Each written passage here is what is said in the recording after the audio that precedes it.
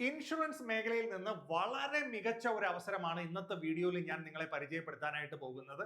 National insurance company നിങ്ങൾ കേട്ടിട്ടുണ്ടല്ലോ. അപ്പോൾ നാഷണൽ ഇൻഷുറൻസ് കമ്പനിയുടെ സൈഡിൽ നിന്ന് അസിസ്റ്റന്റ് പോസ്റ്റിലേക്ക് വന്നിരിക്കുന്ന നല്ലൊരു വേക്കൻസിയാണ് ഇന്ന് നിങ്ങളെ പരിചയപ്പെടുത്താനായിട്ട് പോകുന്നത്. നമുക്ക് ഡീറ്റെയിൽ ആയിട്ട് ആ നോട്ടിഫിക്കേഷൻ ഒന്ന് അറിയാം. NICL അസിസ്റ്റന്റ് റിക്രൂട്ട്മെന്റ് 2026ന്റെ നോട്ടിഫിക്കേഷനെ കുറിച്ചാണ് ഞാൻ പറഞ്ഞു തരാനായിട്ട് പോകുന്നത്. പെട്ടെന്ന് തന്നെ ഇതിന്റെ ഇൻഫർമേഷൻസ് ഞാനൊന്ന് പറഞ്ഞുതരാം. എന്താണ് ഈ പോസ്റ്റിന്റെ നെയിം? അപ്പോൾ NICL അസിസ്റ്റന്റ് ആണ് കേട്ടോ. അസിസ്റ്റന്റ് പോസ്റ്റിലേക്കാണ് അവർ എന്ത് ചെയ്തിരിക്കുന്നത്, ഇപ്പൊ നോട്ടിഫിക്കേഷൻ റിക്രൂട്ട്മെന്റ് വന്നിരിക്കുന്നത്. ഏകദേശം 500 പോസ്റ്റുകളിലേക്കാണ് വേക്കൻസി വന്നിരിക്കുന്നത്. എത്രയാണ്? 500 പോസ്റ്റുകളിലേക്കാണ് വന്നിരിക്കുന്നത്. എന്ന് മുതൽ ഈ എക്സാമിന് അപ്ലൈ ചെയ്യാം? ഓൺലൈനായിട്ടാണ് അപ്ലൈ ചെയ്യാൻ പറ്റുന്നത്. 18 ജൂലൈ മുതൽ എവിടെ വരെ? ഓഗസ്റ്റ് 7 തീയതി വരെയാണ് അപ്ലൈ ചെയ്യാൻ പറ്റുന്നത്. ഇപ്പൊ നമുക്ക് ആപ്ലിക്കേഷൻ എന്താണ്, ലൈവാണ്. എല്ലാവരും അപ്ലൈ ചെയ്യാനായിട്ട് ശ്രമിക്കുക. ഏജ് ലിമിറ്റ് പ്രത്യേകം ശ്രദ്ധിക്കണം. 21 വയസ്സ് മുതൽ 30 വയസ്സ് വരെയുള്ള ആളുകൾക്കാണ് ജനറൽ കാറ്റഗറി ഈ എക്സാമിന് അപ്ലൈ ചെയ്യാൻ പറ്റുന്നത്. അപ്പൊ എന്ത് തന്നെ 21 വന്നിരിക്കുന്നതുകൊണ്ട് തന്നെ എന്തായിരിക്കും, ഗ്രാജുവേഷൻ ആണ്. എനി ഡിഗ്രി ഉള്ള ആളുകൾക്ക് എന്ത് ചെയ്യാം, ഈ എക്സാമിന് അപ്ലൈ ചെയ്യാനായിട്ട് സാധിക്കും. ഇനി എന്താണ് ഇതിന്റെ എക്സാം പാറ്റേൺ? എങ്ങനെയാണ് എക്സാം പാറ്റേൺ? പ്രിലിംസ് പരീക്ഷയുണ്ട്, മെയിൻസ് എക്സാംസ് ഉണ്ട്, റീജിയണൽ ലാംഗ്വേജ് ടെസ്റ്റ് ഉണ്ട്. ഒരു ബാങ്കിങ് എക്സാമിന്റെ അതേ മോഡലിൽ തന്നെയാണ് ഇൻഷുറൻസ് മേഖലയിലെ പരീക്ഷകൾ നടത്തപ്പെടുന്നതെന്ന് ഇതിനു മുന്നേ ഈ പരീക്ഷകൾ ശ്രദ്ധിച്ചിട്ടുള്ള ആളുകൾക്ക് അറിയാം. അല്ലെങ്കിൽ ഇപ്പോൾ ആദ്യമായിട്ടാണ് ഈ പരീക്ഷയെക്കുറിച്ച് അറിയുന്നവരെങ്കിൽ, ഒരു ബാങ്കിങ്ങിന്റെ എക്സാമിന്റെ മോഡലിൽ തന്നെയാണ് എന്ത് നടത്തപ്പെടുന്നത്, ഈ ഇൻഷുറൻസ് കമ്പനികൾ അവരുടെ എക്സാമുകൾ കണ്ടക്ട് ചെയ്യപ്പെടുന്നത്. അപ്പൊ നാഷണൽ ഇൻഷുറൻസ് കമ്പനിയുടെ സൈഡിൽ നിന്ന് വന്നിട്ടുള്ള NICL അസിസ്റ്റന്റ് പോസ്റ്റിലേക്ക് പ്രിലിമിനറി എക്സാം ഉണ്ട്, മെയിൻസ് എക്സാം ഉണ്ട്, അതുപോലെ തന്നെ നമ്മുടെ റീജിയണൽ ലാംഗ്വേജ് ടെസ്റ്റ് ഉണ്ട്. നമ്മൾ ഏത് സ്റ്റേറ്റിലേക്കാണ് അപ്ലൈ ചെയ്യുന്നത് എന്നുള്ളത്. ഇതാണ് അതിന്റെ ബേസിക് സ്കെയിൽ എന്ന് പറയുന്നത്. അപ്പോൾ നമുക്കൊരു എന്താ പറയുക, ബേസിക്കിന്റെ ഒപ്പം ഉണ്ട് DA ഉണ്ട്, മറ്റ് അലവൻസസ് എല്ലാം കൂടെ ആഡ് ചെയ്യുമ്പോൾ ഒരു 65,000 വരെ നമുക്ക് സാലറി വരും. അതുപോലെ തന്നെ ഒഫീഷ്യൽ വെബ്സൈറ്റ് എന്ന് പറയുന്നത് nationalinsurance.nic.co.in എന്ന് പറയുന്ന ഒഫീഷ്യൽ സൈറ്റിൽ കയറി വളരെ ഡീറ്റെയിൽ ആയിട്ട് ഇതിനെക്കുറിച്ച് മനസ്സിലാക്കുകയും കൂടാതെ ഇതിനെ അപ്ലൈ ചെയ്യുകയും ചെയ്യാം. അപ്പോൾ പ്രധാനപ്പെട്ട ഇൻഫർമേഷൻസ് മനസ്സിലായല്ലോ. Name of organisation national insurance കമ്പനിയാണ്. ക്ലിയർ ആണല്ലോ? ഓക്കെ, ഇനി ഇച്ചിരിയും കൂടെ ഡീറ്റെയിൽ ആയിട്ട് ഇതിനെക്കുറിച്ച്, ഈ പറഞ്ഞ കാര്യങ്ങളെ കുറിച്ച് ഞാനൊന്ന് പറഞ്ഞുതരാം. ആദ്യം ഇതിന്റെ ഡേറ്റുകൾ, വളരെ പ്രധാനപ്പെട്ട ഡേറ്റുകൾ ഓർക്കുക. എന്താണ്? 18 ജൂലൈ മുതൽ 7 ഓഗസ്റ്റ് വരെയാണ് അപ്ലൈ ചെയ്യാനായിട്ട് പറ്റുന്നത്.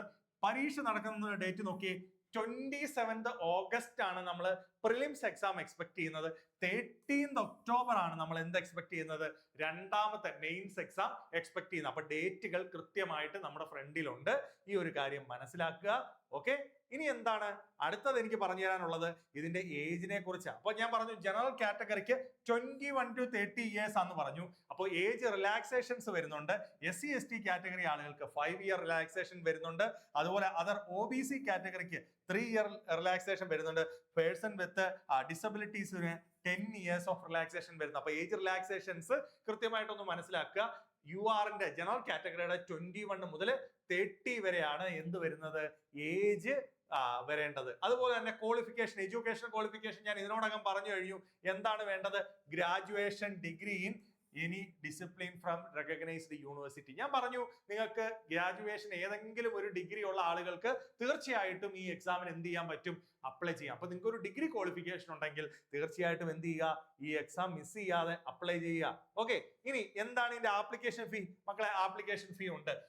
ഈ ഒരു കാറ്റഗറി ആളുകൾക്ക് എന്തില്ല, ആപ്ലിക്കേഷൻ ഫീ ഇല്ല. ബാക്കിയുള്ള ആളുകൾക്കെല്ലാം എത്ര രൂപ അടയ്ക്കണം? 850 രൂപ മുടക്കിയാണ് ഈ എക്സാമിന് വേണ്ടി നമ്മൾ എന്ത് ചെയ്യേണ്ടത്, അപ്ലൈ ചെയ്യേണ്ടത്. ക്ലിയർ ആയിട്ട് ആ ഇൻഫർമേഷൻ മനസ്സിലായല്ലോ? ഇനി എന്താണ് ഇതിന്റെ സെലക്ഷൻ പ്രോസസ്? ഞാൻ ഡീറ്റെയിലി പറഞ്ഞു. എന്താണ് വരുന്നത്? 3 സ്റ്റേജുകളാണ് വരുന്നത്. ഫസ്റ്റ് സ്റ്റേജ് എന്ന് വെച്ചാൽ പ്രിലിമിനറി എക്സാം ആണ്. അതാണ് ഓഗസ്റ്റ് 27 എന്ന് പറഞ്ഞത്.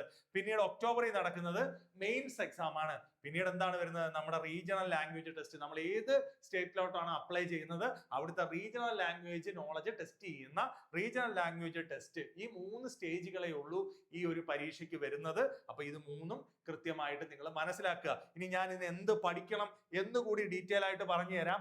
എന്താണ് പഠിക്കേണ്ടതെന്ന് ചോദിച്ചു കഴിഞ്ഞാൽ, നോക്കൂ, നമ്മുടെ ബാങ്ക് എക്സാമുകൾക്ക് പ്രിപ്പയർ ചെയ്യുന്നവർക്കറിയാം എന്താണ് ബാങ്ക് എക്സാംസിന് വരുന്നത്. GKയോ മറ്റ് സബ്ജക്റ്റുകളോ ഒന്നും ബാങ്ക് എക്സാമിനില്ല. ബാങ്ക് എക്സാമിന് വരുന്നത് എന്താണ്, കൃത്യമായിട്ട് English language, 30 questions 30 mark. Reasoning ability എന്ന് പറയുന്ന subject 35 questions 35 mark.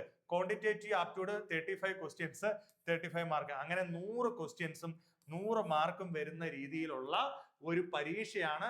Time slot നമ്മുടെ ബാങ്ക് എക്സാമുകൾക്കുള്ളതുപോലെ ഉണ്ട്.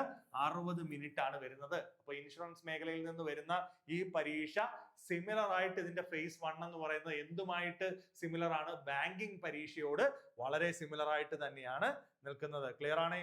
ഇനി ഇതിന്റെ മെയിൻസ് പരീക്ഷയ്ക്ക് എന്തൊക്കെയാ പഠിക്കേണ്ടത്? അവിടെയും കൂടുതലൊന്നുമില്ല, കൂടുതൽ കാര്യങ്ങളില്ല, ഇതേ കാര്യങ്ങൾ തന്നെ. എന്ത് വേണം?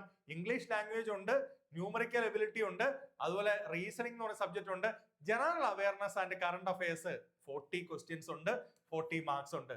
അതുപോലെ കമ്പ്യൂട്ടർ നോളജ് കൃത്യമായിട്ട് ചെക്ക് ചെയ്യുന്നുണ്ട്, 40 ക്വസ്റ്റ്യൻസ് 40 മാർക്ക്. ബാക്കിയെല്ലാം 40ൽ തന്നെയാണ്. ഇവിടെ 200 ക്വസ്റ്റ്യൻസും 200 മാർക്സും വരുന്ന ടൈം സ്ലോട്ട് കൃത്യമായിട്ട് കൊടുത്തിട്ടുണ്ട്. റീസണിങ്ങിനും മാത്സിനും ഒക്കെ കുറച്ചുകൂടി ടൈം സ്ലോട്ട് ഉണ്ട്. GK അതായത് കറണ്ട് അഫയേഴ്സിനും സ്റ്റാറ്റിക് GKക്കും അതുപോലെ കമ്പ്യൂട്ടർ അവയർനെസിനും 15 മാർക്സ് വീതമാണ് വരുന്നത്. അങ്ങനെ 120 മിനിറ്റ് 2 മണിക്കൂർ വരുന്ന 200 ക്വസ്റ്റ്യൻസും 200 മാർക്കും വരുന്ന മെയിൻസ് പരീക്ഷയും ഇതിന്റെ ഭാഗമായിട്ട് ഉണ്ട്. അപ്പൊ തീർച്ചയായിട്ടും നമ്മൾ എന്ത് മനസ്സിലാക്കുക? അപ്പൊ എക്സാമുകൾ കാത്തിരിക്കുന്ന വിദ്യാർത്ഥികളാണെങ്കിൽ, ഒരു ഡിഗ്രി ക്വാളിഫിക്കേഷൻ ഉള്ള ആളുകളാണെങ്കിൽ, നമുക്ക് ഇൻഷുറൻസ് മേഖലയിൽ അസിസ്റ്റന്റ് പോസ്റ്റിലേക്ക് നല്ലൊരു നോട്ടിഫിക്കേഷൻ ആണ് വന്നിരിക്കുന്നത്. അപ്പൊ തീർച്ചയായിട്ടും ഈ ക്വാളിഫിക്കേഷൻ ഉള്ള എല്ലാ ആളുകളും എന്ത് ചെയ്യുക? അപ്ലൈ ചെയ്യുക. മക്കളെ, നിങ്ങൾ ഒരേ സ്റ്റൈലിലാണ് പഠിച്ചുകൊണ്ടിരിക്കുന്നതെങ്കിൽ, നിങ്ങളൊരു ബാങ്കിങ് എക്സാമുകൾക്കൊക്കെ വേണ്ടി പ്രിപ്പയർ ചെയ്യുന്ന ആളുകളാണെങ്കിൽ, അല്ലെങ്കിൽ SSC എക്സാമുകൾക്ക് വേണ്ടി പ്രിപ്പയർ ചെയ്യുന്ന ആളുകളാണെങ്കിൽ, കേന്ദ്ര ഗവൺമെന്റ് പരീക്ഷകൾക്ക് വേണ്ടി പ്രിപ്പയർ ചെയ്തുകൊണ്ടിരിക്കുന്ന ആളുകളാണെങ്കിൽ തീർച്ചയായിട്ടും ഈ ചാൻസ് മിസ് ചെയ്യേണ്ട. 850 രൂപ ആപ്ലിക്കേഷൻ ഫീസ് ഉണ്ട്. ആ ഒരു കാര്യം പ്രത്യേകം ശ്രദ്ധിക്കുക. പക്ഷേ നിങ്ങൾ ഒരുവിധം കോൺഫിഡന്റ് ആണെങ്കിൽ തീർച്ചയായിട്ടും ഒരവസരവും നമ്മൾ എന്തായി കാണരുത്? ചെറിയ അവസരങ്ങളായി കാണരുത്. തീർച്ചയായിട്ടും അപ്ലൈ ചെയ്യാനായിട്ട് ശ്രമിക്കുക. ഞാൻ എപ്പോഴും ഇത്തരം നോട്ടിഫിക്കേഷൻസ് നിങ്ങളെ പരിചയപ്പെടുത്തുന്നത് ഒരവസരം പോലും മിസ് ചെയ്യാതെ നമ്മുടെ വിദ്യാർത്ഥികൾ ഇത്തരം പരീക്ഷകൾ പോയി എഴുതണം എന്നുള്ള ആഗ്രഹത്തോടു കൂടിയാണ്. തീർച്ചയായിട്ടും നിങ്ങൾ മനസ്സിലാക്കിയ ഇൻഫർമേഷൻസ് മറ്റുള്ളവർക്ക് ഷെയർ ചെയ്ത് കൊടുക്കുക. നിങ്ങൾക്ക് ഈ വീഡിയോ തീർച്ചയായിട്ടും ഇഷ്ടപ്പെട്ടിട്ടുണ്ടെങ്കിൽ ലൈക്ക് ചെയ്യുക, നമ്മുടെ സുഹൃത്തുക്കളിലേക്കും ഷെയർ ചെയ്ത് കൊടുക്കുക. ചാനൽ ഇനിയും സബ്സ്ക്രൈബ് ചെയ്യാത്ത ആളുകളുണ്ടെങ്കിൽ തീർച്ചയായിട്ടും സബ്സ്ക്രൈബ് ചെയ്ത് അക്കാഡമി എന്ത് ചെയ്യുക? സപ്പോർട്ട് ചെയ്യുക. അപ്പോൾ okay, thank you, all the best.